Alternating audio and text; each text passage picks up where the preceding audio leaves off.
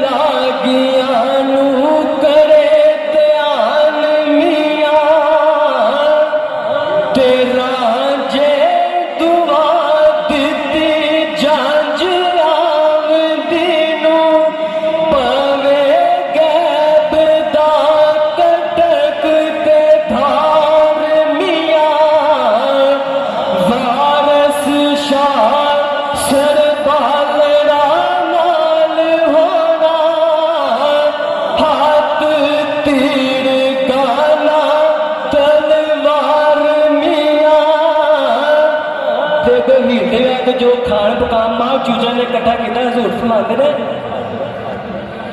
ते लगे नुग दिया